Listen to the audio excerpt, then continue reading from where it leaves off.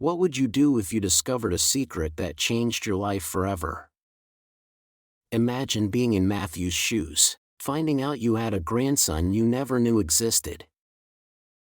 How would you react?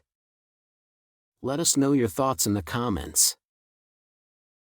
Also, tell us where you're watching from. We love seeing how far our stories reach. If this story moved you, don't forget to like, subscribe, and turn on notifications, because tomorrow, we have another incredible story that you won't want to miss. See you in the next one.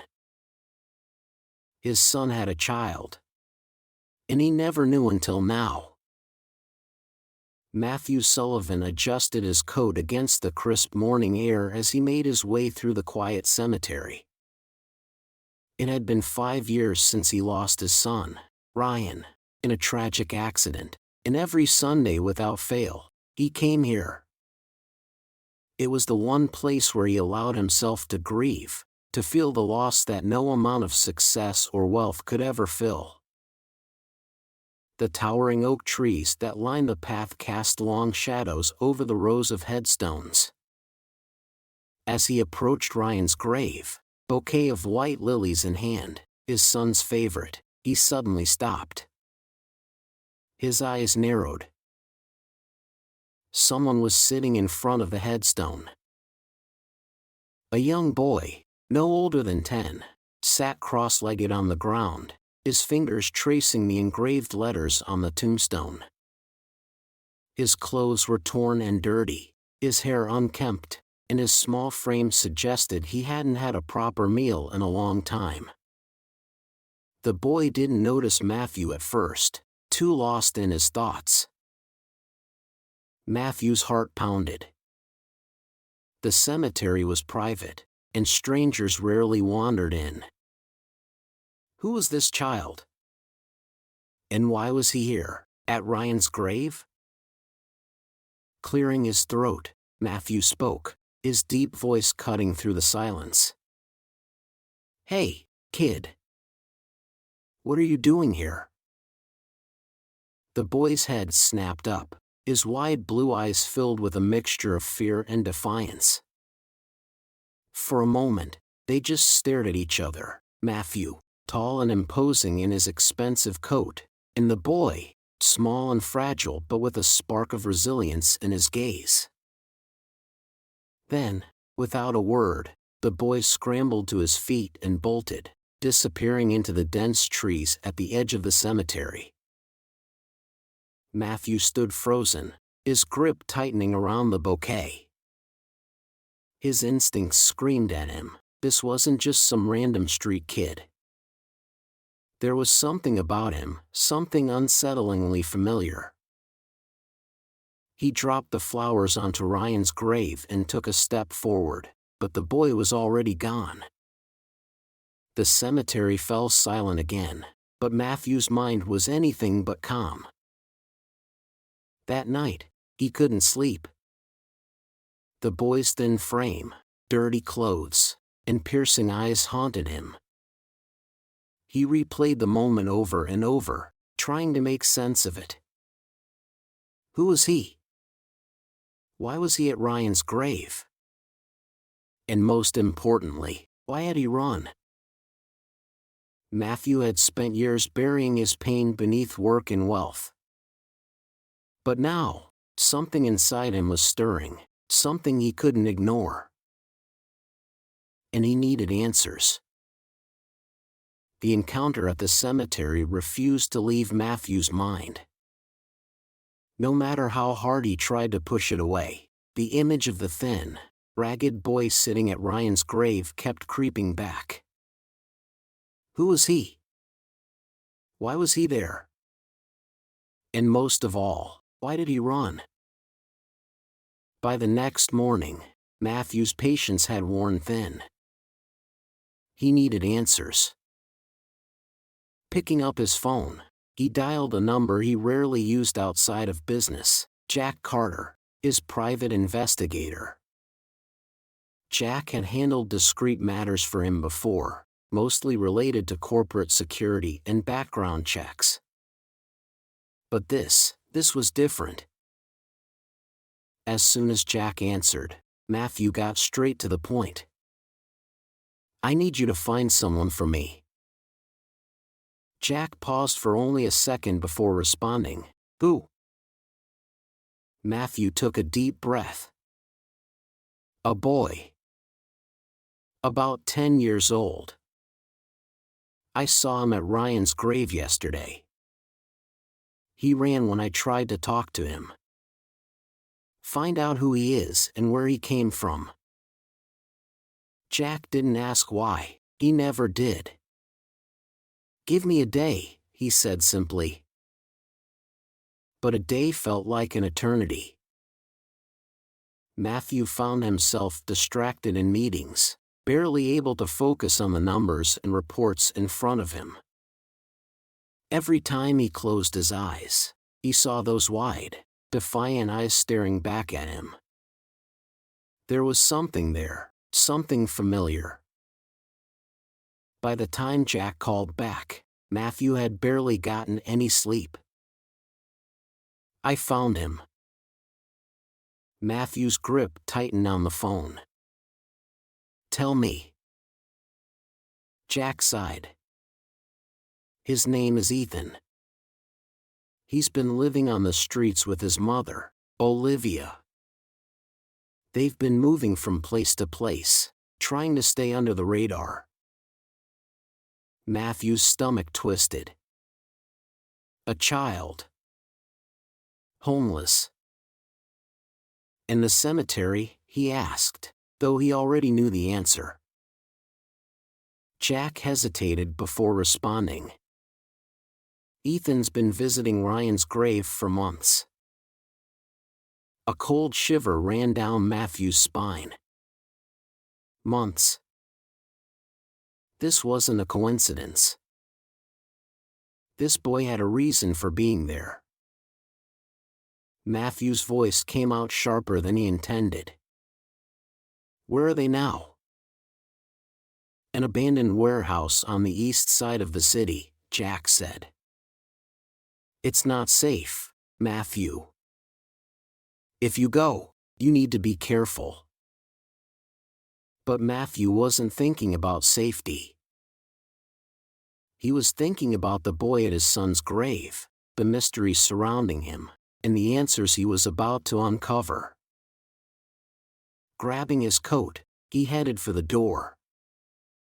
He needed to see Ethan for himself.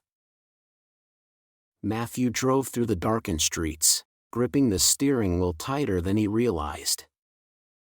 His mind raced with questions, each one more unsettling than the last.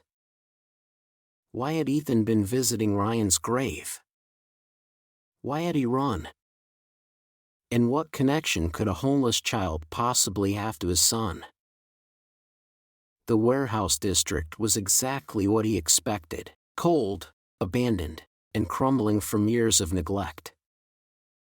Broken windows, rusted metal doors, and graffiti-covered walls painted a bleak picture of the life Ethan and his mother had been living. It made Matthew's stomach churn. He pulled up outside the warehouse Jack had mentioned, stepping out onto the cracked pavement. The air was damp, carrying the scent of rain-soaked concrete and something stale.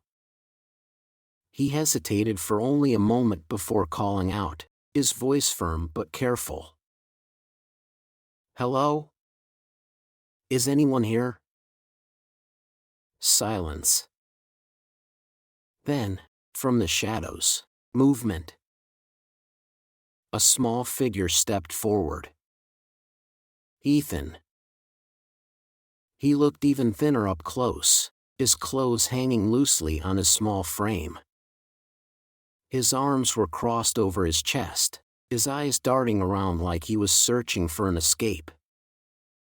There was fear in his expression, but also curiosity. Matthew softened his voice. "I'm not here to hurt you, son." He took a cautious step forward. "I just want to know why you were at my son's grave." Ethan swallowed hard, his fingers tightening around the hem of his worn-out hoodie. He hesitated, glancing over his shoulder. And then she appeared. A woman stepped out from the shadows. Olivia. She was thin, weary, her face lined with exhaustion, but her eyes were sharp. Protective. She placed a hand on Ethan's shoulder and pulled him slightly behind her. "Who are you?" she asked, her voice cautious. Matthew held her gaze. "My name is Matthew Sullivan. I saw your son at my son's grave." He took a breath. "I need to know why." For a moment, Olivia said nothing. Then, with a shaky exhale, she finally spoke. "Because Ryan was Ethan's father." The words hit Matthew like a freight train. He staggered back, his mind reeling. No. That couldn't be possible. His son, his only son, had a child? And he never knew? Matthew felt the ground shift beneath him. Ryan had a son? The words echoed in his mind, refusing to settle. He stared at Olivia, his pulse hammering in his ears.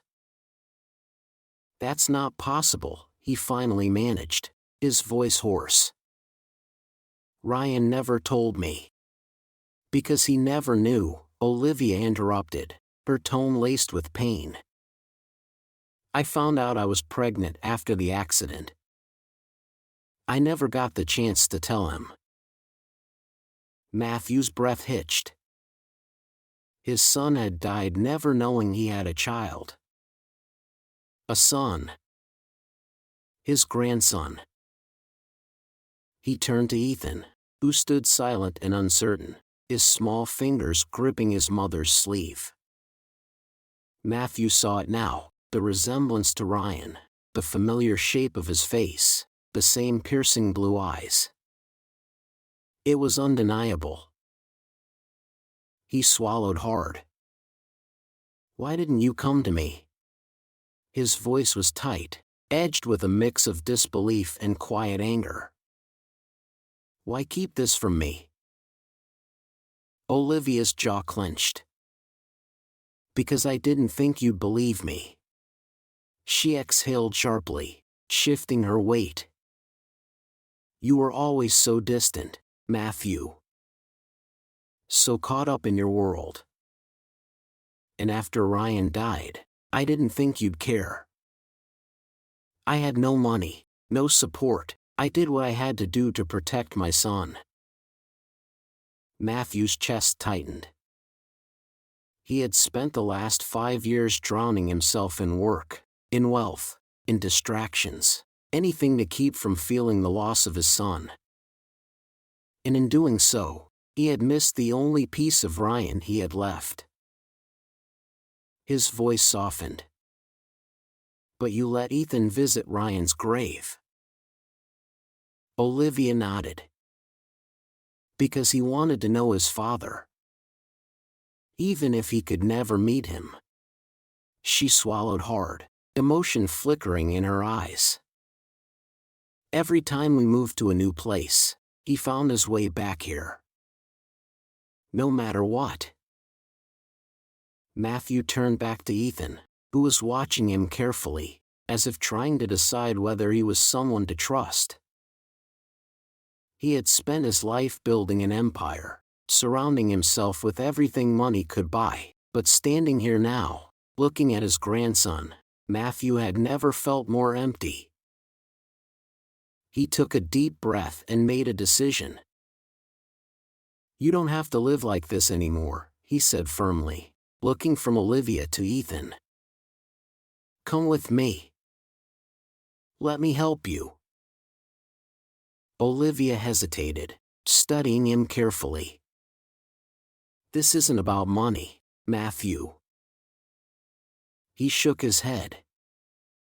No, it's not. It's about family. And for the first time in years, he meant it. The days that followed were unlike anything Matthew had ever experienced. His life, once carefully structured and consumed by business, had been completely upended. For the first time in years, he wasn't focused on meetings, stocks, or acquisitions. He was focused on family. Olivia and Ethan had agreed to move into a small apartment nearby, a place Matthew had arranged for them, a safe, warm home, a real fresh start. But even as he provided for them, Matthew knew money alone wouldn't fix what had been broken. He had missed so much. He had spent years grieving Ryan's death, blind to the fact that a part of his son was still alive. Now, looking at Ethan, he saw everything he had lost, and everything he had been given a second chance to save. At first, Ethan kept his distance. He didn't understand who Matthew was supposed to be in his life. He had never had a father, much less a grandfather.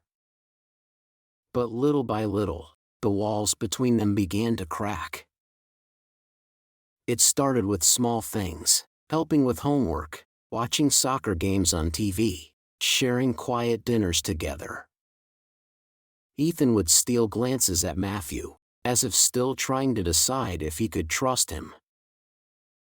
One afternoon, after picking Ethan up from school, Matthew noticed the boy fidgeting in his seat.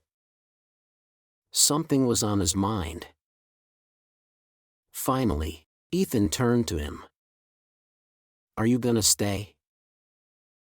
The question hit Matthew harder than he expected. He pulled the car over and looked at his grandson, really looked at him. "What do you mean, buddy?" Ethan shrugged, avoiding his gaze. "People leave. We move a lot. Mom says it's different now, but I don't know." Matthew's heart clenched. This wasn't just about the past few weeks, this was about years of instability, of never knowing what home really meant. Leaning forward, he spoke carefully. "I'm not going anywhere, Ethan. You're my grandson. You're family. And family sticks together." Ethan studied him, his young face serious, searching for any sign that Matthew might be lying. Then, finally, he nodded. It wasn't much, but it was enough. That Sunday, for the first time, Matthew didn't visit Ryan's grave alone. Ethan stood beside him, holding a small drawing he had made, one of him, his mom, and his grandpa, standing together. Matthew placed his hand on Ethan's shoulder, feeling something he hadn't in years. Peace. He wasn't just honoring Ryan's memory anymore. He was building the future his son would have wanted. What would you do if you suddenly discovered you had family you never knew existed? Imagine being in Matthew's shoes, spending years grieving the loss of his son, only to realize he had a grandson all along. Would you have reacted the same way? Let us know your thoughts in the comments. Have you ever experienced a moment in life where something completely unexpected changed everything? Maybe a reunion, a long-lost relative, or a surprise that altered the course of your life. We'd love to hear your stories. Also, tell us where you're watching from. It's always amazing to see how our stories connect people from all over the world. If this story moved you, don't forget to like, subscribe, and turn on notifications, because tomorrow, we have another powerful and emotional story you won't want to miss. Stay tuned, and we'll see you in the next one.